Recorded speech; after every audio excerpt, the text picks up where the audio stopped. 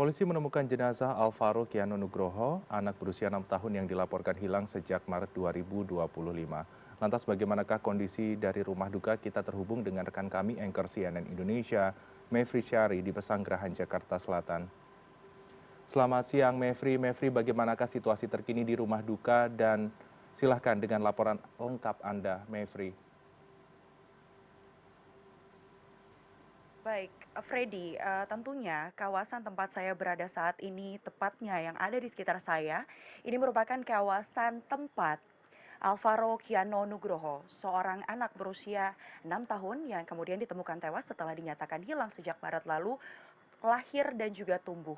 Di kawasan inilah kemudian sehari-harinya biasanya Alvaro menghabiskan hari-harinya untuk bermain dengan rekan-rekan tetangga atau sekadar bercengkrama dengan pihak keluarga. Seperti yang diketahui, kondisi tersebut tentunya berubah sejak satu kejadian di Maret 2025 di mana Alvaro kemudian dinyatakan hilang hingga akhirnya 8 bulan kemudian disampaikan oleh pihak kepolisian sudah ditemukan di kawasan yang ada di Cilalai, Tenjo, Kabupaten Bogor, Jawa Barat. Dan beginilah situasi atau kondisi di area rumah duka. Kita tahu bahwa sejak tadi pagi memang kawasan ini, kursi-kursi ini dipenuhi oleh para pelayat yang menyampaikan duka mereka atas kabar yang diterima oleh pihak keluarga. Dan disinilah kemudian juga pihak keluarga menyampaikan apa saja yang mereka dapatkan informasinya dari pihak kepolisian. Salah satunya tentunya disampaikan langsung oleh kakek dari Alvaro yang sejak Alvaro lahir, tumbuh, hingga akhirnya harus kemudian berpisah dengan ibunya yang diketahui memang bekerja di Malaysia sebagai tenaga kerja Indonesia, akhirnya hidup sehari-hari. Dan kakeknya ini pula yang merupakan salah satu orang terakhir yang bertemu dengan Alvaro sebelum dinyatakan hilang. Untuk itu saya akan langsung berbincang bersama dengan Pak Tugimin yang juga merupakan Ketua RT 03 dan kakek dari Alvaro.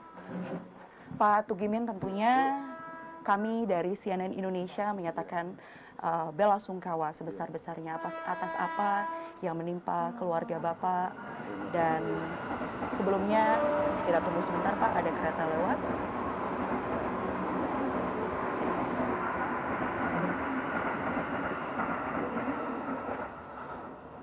Sebelumnya saya izin bertanya dulu, apakah kemudian Bapak nyaman untuk kami terus bertanya bagaimana kondisi terkait dengan Alvaro, update terkini yang didapatkan seperti apa Pak? Alhamdulillah untuk pertanyaan kita juga nggak keberatan, masih nyaman aja. Nanti apa yang dipertanyakan saya akan jawab apa adanya. Baik, Bapak, informasi terkini yang kami dapatkan saat ini usai jenazah kemudian ditemukan posisinya berada di Rumah Sakit Polri untuk diotopsi. Bagaimana informasi sebenarnya kronologi yang Bapak dapatkan dari pihak kepolisian?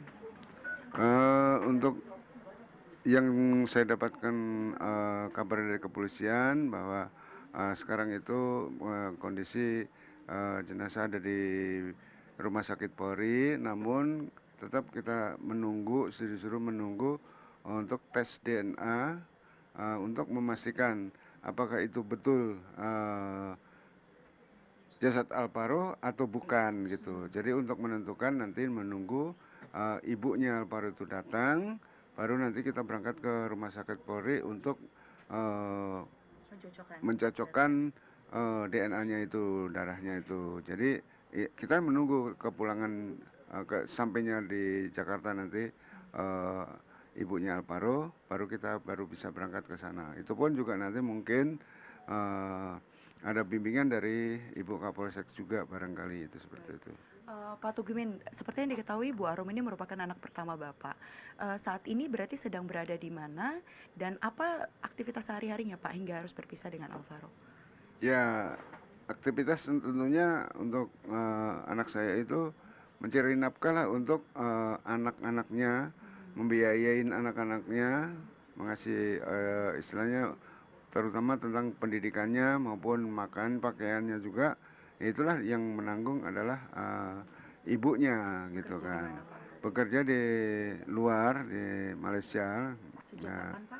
itu ya belum lama sih, sekitar 2 bulanan lah. itu baru berangkat lagi kemarin, terus ternyata kan anaknya diketemukan, itu kabarnya. Terus akhirnya pulang ke sini itu. Pak Tugimin, informasi yang kami dapatkan bahwa polisi menyampaikan terduga pelaku ini merupakan kerabat dekat atau bahkan bisa dikatakan ayah tiri daripada almarhum Alvaro. Apa Pak informasi yang Bapak dapatkan dari pihak kepolisian terkait hal ini?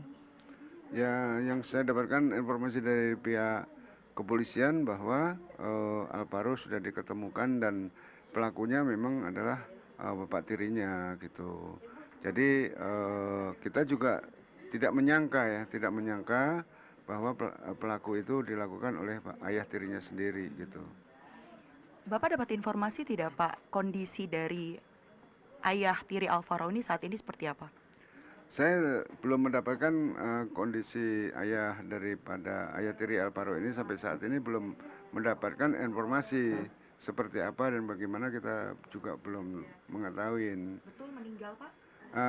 Itu sebetulnya kepolisian yang bisa menyampaikan, karena saya tidak berhak untuk menyampaikan itu.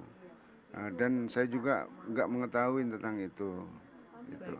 Pak Tugimin, sebelumnya ayah tiri korban ini juga sempat ikut mencari dan Bapak ikut serta juga dalam pencarian tersebut.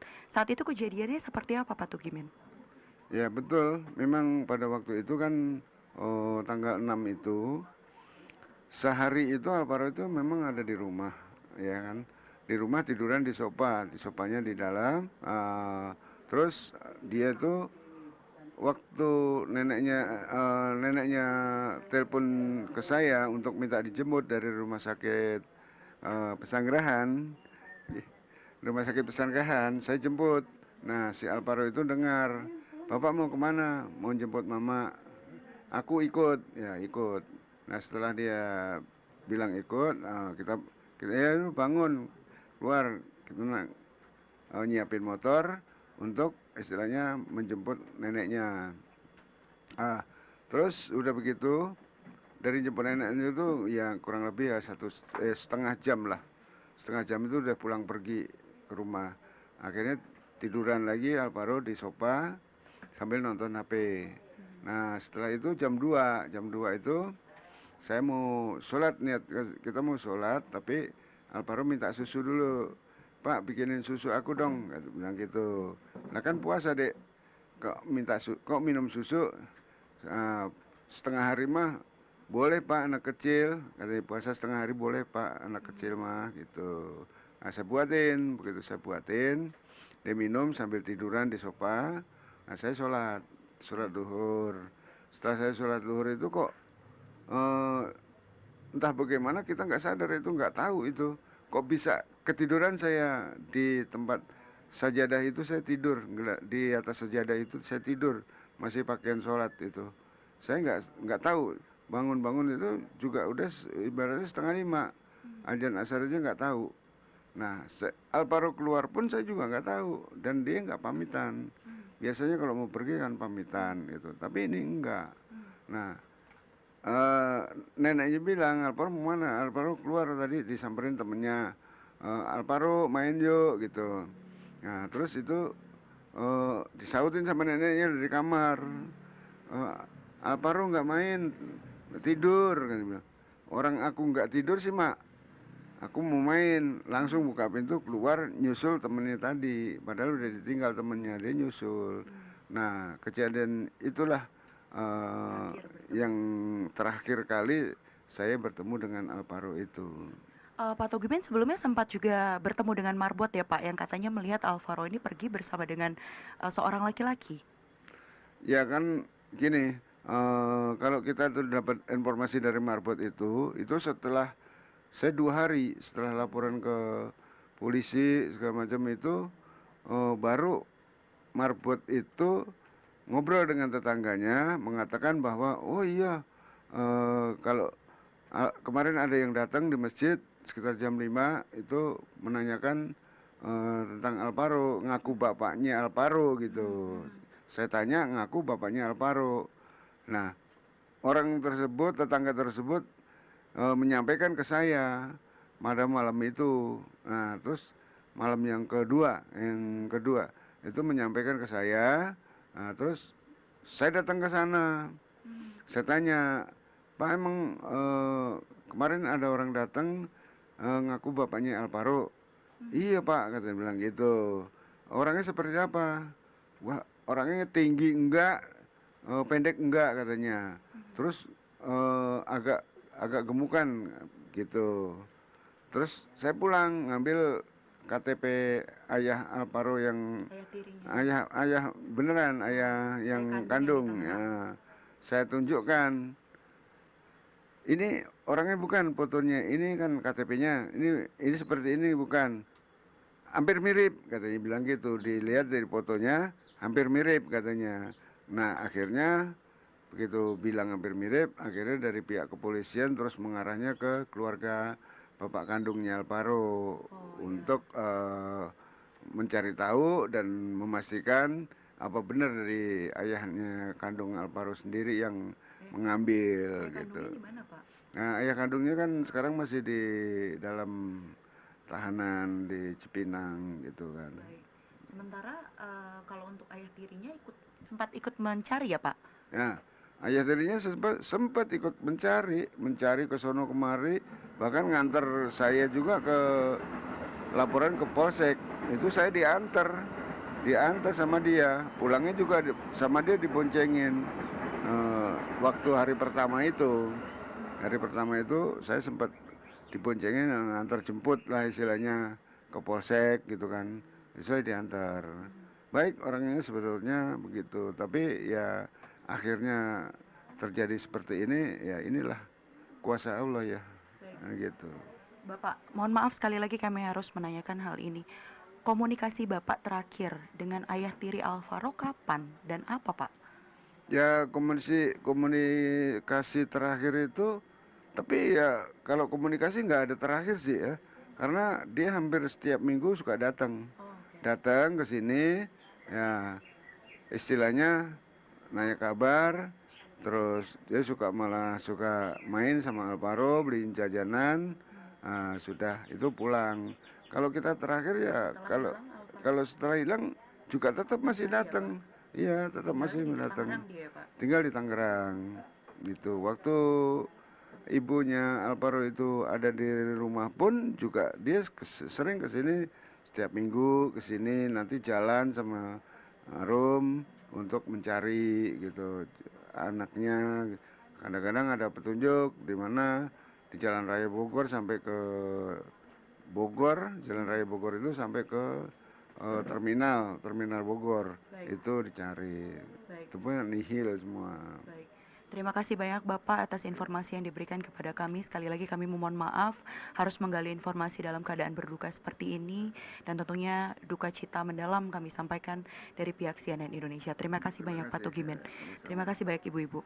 Ya, sejak tadi memang area ini terus dipadati oleh para pelayat yang hadir di rumah duka yang merupakan rumah dari Alvaro sejak lahir hingga kemudian tumbuh dan harus dinyatakan hilang pada bulan Maret lalu. Nah, diduga kamar inilah yang juga menjadi lokasi atau dibalik tembok ini atau kaca ini tempat kemudian Alvaro terakhir sempat tidur siang sejenak sebelum akhirnya tadi berjalan menuju ke masjid dan diduga bertemu dengan seseorang yang juga diduga merupakan ayah tiri dari korban yang ternyata juga ikut terus mencari korban selama proses pencarian pasca dilaporkan hilang pada bulan Maret lalu. Dan satu hal yang pasti hingga saat ini Freddy, pihak kepolisian, pihak keluarga juga masih terus menanti kehadiran dari Arum yang merupakan ibu kandung dari korban untuk tiba di Indonesia dari tanah air yang memang sejak 2024 lalu ini melakukan pekerjaan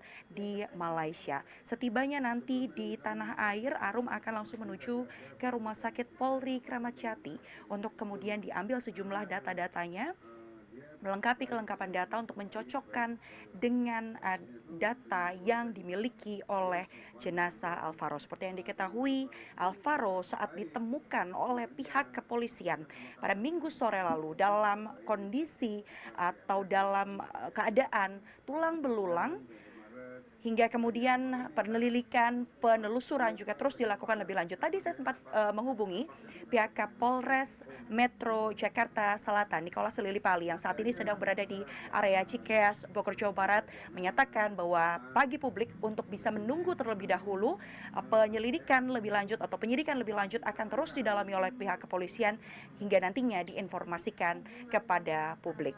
Freddy. Baik Mevri, tentunya duka cita mendalam begitu terasa di sana dan tentunya kita menantikan hasil penyelidikan dari pihak kepolisian. Terima kasih atas informasi yang Anda sampaikan, Mevri Syari. Selamat kembali bertugas, jaga kesehatan Anda dan juga tim di sana.